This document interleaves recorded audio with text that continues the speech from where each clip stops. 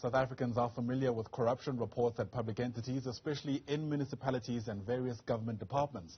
The SIU has been publishing details of those who've been implicated in acts of looting state funds. In fact, there have also been several reports about the extent of corruption or misuse of funds at the State Security Agency. Former head of the domestic branch at that organization is Advocate Mahlodi Muofhe, who joins us now via our video link for his thoughts on what we've learned so far and perhaps what the way forward looks like. Advocate Muofhe, it's great to have you on the program. Thank you so much indeed for making time to speak to us. You know, part of the reports I was referring to there was obviously the State Capture Commission of Inquiry's outcomes, and the final installment really paints a bleak picture about what was taking place at the SSA in the years gone by, from national security rights being trampled upon by what's been described as crooked government officials, arms from the SSA being moved out. Some of them are yet to be found, large sums of money also being looted. I wonder, as a start, whether any of that took you by surprise. Good morning to you and your viewers. No, it didn't, because most of those things were already in the public domain, even before I joined State Security Agency. So when I joined it well knowing that part of what I have to do was to root out corruption by way of encouraging the many women and men at the State Security Agency who are willing to come forward with information. And indeed they did.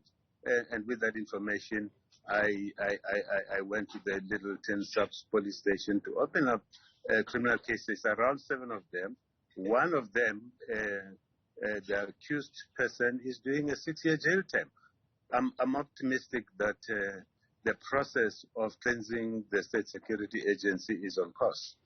That's interesting, because part of the reflections, I guess, we've heard even in the commentariat was around whether or not we've passed the point of return, given how deeply entrenched corruption was at SSA and what the implications are for the country's national security. What are your thoughts around that? My thoughts are, I think, men and women who are at the State Security Agency, many of them do good and want to do good. It's only a few rotten apples, really, who for the past many years did what they thought the State Security is their pocket. But I am positive that with the cases that personally I've opened and keeping the step, the future looks good. The leadership which is there under the current DG, I'm optimistic that they will be able to turn the corner so that the State Security Agency works for the people of South Africa. Part of the concerns shared by many South Africans is that those who are perhaps on the wrong side of the law are still at the SSA and are deliberately hampering any efforts to turn that entity around. Again, from your vantage point, how true is that? Essentially, how prevalent do you think those implicated still are at the State Security Agency?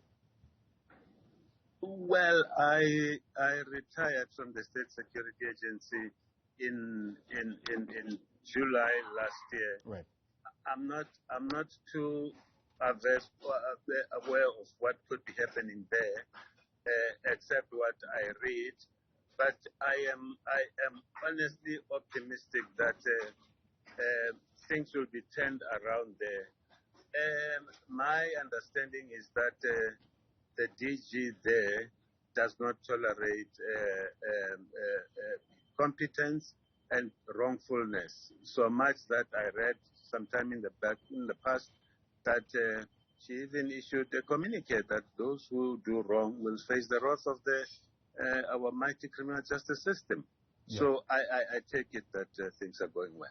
And by that, I think you meant does not tolerate incompetence. I think we can all accept that. But part of the other discussions that have also taken place is whether or not the SIU and the NPA genuinely have enough now, especially now that the State Capture Commission of Inquiry has wrapped up its work, to move on to do their work in order to find those who are implicated accountable. I mean, you were once the chief governance officer at the SIU. Do you reckon there is enough evidence to start moving along?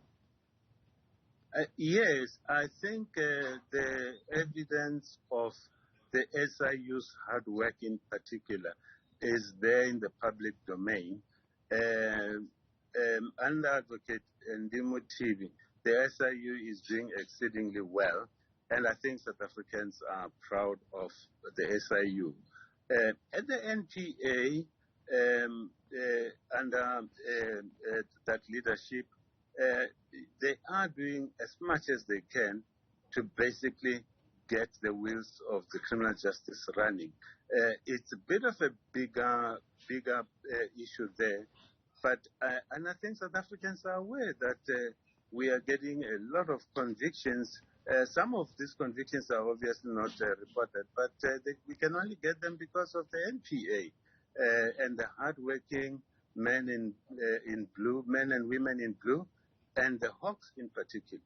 I am up to speed with most of the criminal cases which go before our courts, and lengthy sentences are meted out to some corrupt officials. And I think South Africans must support the systems that are in place so that we get the desired results we anticipate. I know when I was still in the country that there is one case that I opened when I was at the SSA, which is supposed to be going on trial today, for example. That's a positive step. Sure. You speak about not being in the country. That's because you're currently the ambassador to South Sudan. How is this landing in the global community, at least from your vantage point? You know, news around the State Capitol Commission of Inquiry, but not only that, news around how senior government officials, those who still hold office, those, dare I say, who might still be involved in diplomatic relations, news around how they are implicated in all of this. I must be honest, I trawl through different international news channels. Very little is said about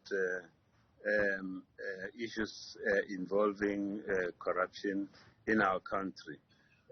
And I think as South Africans, we should do our best to cleanse up on our own, really. We don't even need the international community to be talking about us. It's up to ourselves in South Africa to cleanse up. And I am very much happy that in this sixth administration, efforts to clean up and cleanse up the system from corrupt officials is pretty much on course.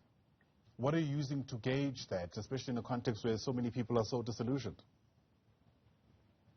Remember, people will be disillusioned because, amongst other things, there are other things which affect them. I mean, if we talk about the electricity instability in the whole country, which dents the economy of our country, and in a way also affects the project of ensuring that job opportunities and jobs, in fact, are created, people are bound to be disillusioned. I mean, the cost of our petrol, which I suppose must be going up now, or must be up by today, it's a cause for concern because it's very expensive. The economy in South Africa, as well as in the whole world, because of, by and large, the global pandemic, COVID-19, which hit everybody else, it's incapable of offering many jobs around. But, you know, it's something which we should, all of us, work together to ensure that we recover. Well, there's plenty more to be said. We're going to have to leave it there for now. Advocate Mahlodi Muofhe, thanks very much indeed for speaking to us. Advocate Muofhe is the South Africa's new ambassador to South Sudan, but speaking to us there in his capacity as the former head of domestic intelligence at the State Security Agency.